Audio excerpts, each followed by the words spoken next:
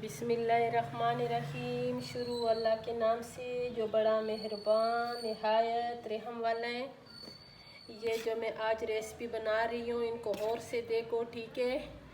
और ये मैंने बेसन अच्छी तरह मैंने छाना है, पहले छान के मैं इसमें डाल रही हूँ 1.5 पाव बेसन, ठीक है। 1.5 पाव मैंने इसमें बेसन डाल दिए।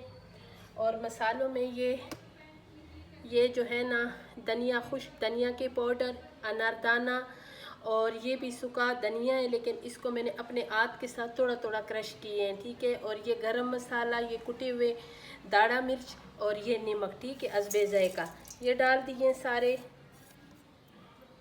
और अभी मैं इसमें डालूँगी बहुत बारीक चपा हुआ, और ये प्याज है, ये देखें इस तरीके से मैंने इसको काटा है, ठीक है। 2 बड़े साइज़ के प्याज है।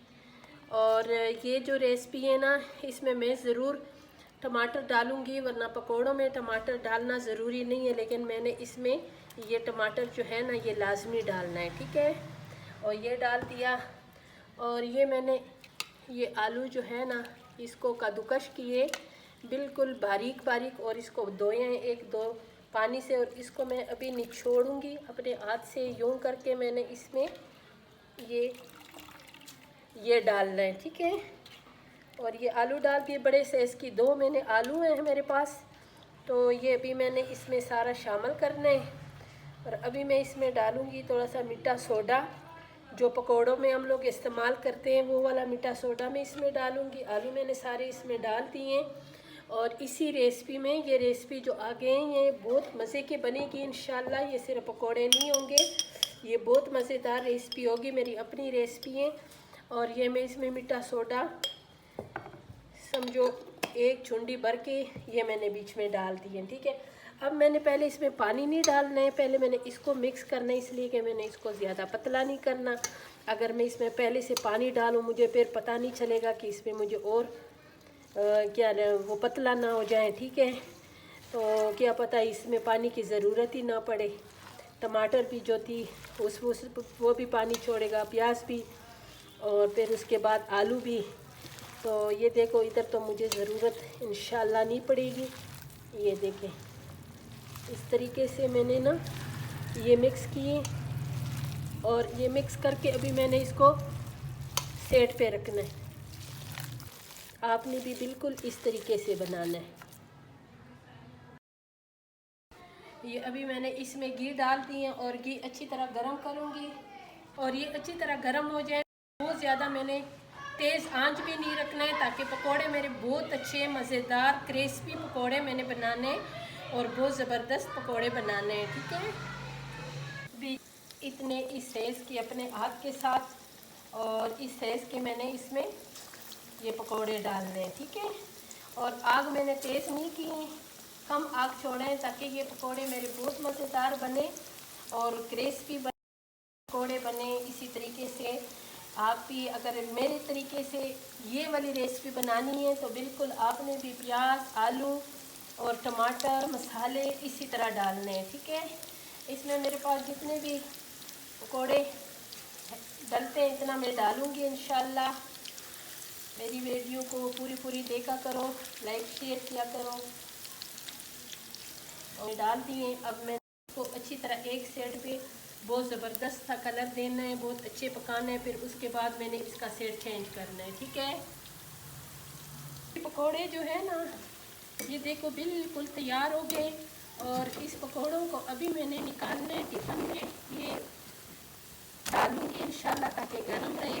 नॉन स्टिक का जो है मेरे पास उसमें मैं रखूँगी ताकि ये गर्म रहे, ठीक है। और इतने अभी मैंने इसमें ये नॉन स्टिक की रिफान मैंने ले लिए, इसमें थोड़ा घी डाला है, ठीक है, ज़्यादा नहीं, इसलिए कि ये जो पकोड़े होते हैं ना इसमें भी घी ऑयल ज़्यादा होते हैं, तो इसमें मैंने थोड़ी सी वो डाले हैं, ठीक है। अभी मैं इसमें मसाले डालूँगी, ये खुश्क धनिया पाउडर, नमक, मिक्स मसाला, काली मिर्चें, ज़ीरा, बिस्मिल्लाहिर्रहमानिर्रहीम सारे डाल दिए।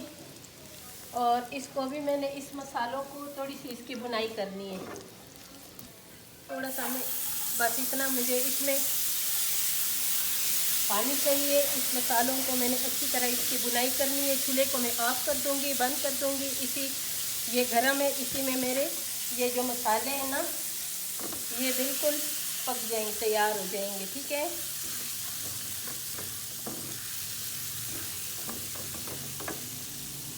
ये जो मेरे पास दही है ना, इस दही में इसी मसाले को मैंने मिक्स करना है। ठीक है, ये मैंने इसमें मिक्स कर दिए हैं, सारी डाल दी। अब मैं इसको मिक्स कर दूंगी। ये देखें इतनी मज़ेदार से ये जो दही तड़का है ये तैयार हो गई है। और अभी मैंने क्या करना है, इसको मैं करूँगी सेट पे। और ये जो मज़ेदार से पकोड़े, और इस पे अभी मैंने इसका जो दही तड़का है ना वो डालना है। बिस्मिल्लाहिर्रहमानिर्रहीम। ये देखिए इतने मज़े के ये बनेगी। अगर आप ये कहेंगे तो आप दही भले भूल जाएंगे। और ये जो लच्छेदार पकोड़े इसी तरह बनाएंगे और इसी तरह ये दही का उसके ऊपर, तड़के वाली दही उसके ऊपर डालेंगे तो ये इतनी मज़े की होगी। इतनी, अगर आप एक मरतबा ये खाएंगे तो बार बार आप इंशाल्लाह इसको खाएंगे और ये बहुत मज़े की होगी। ठीक है, ये इतनी मज़ेदार रेसिपी है और इतनी ज़बरदस्त, एक मरतबा बनाओगी तो बार बार आपको भी बनाने का दिल करेगा। ये देखिए कितनी मज़ेदार है और कितनी ज़बरदस्त है।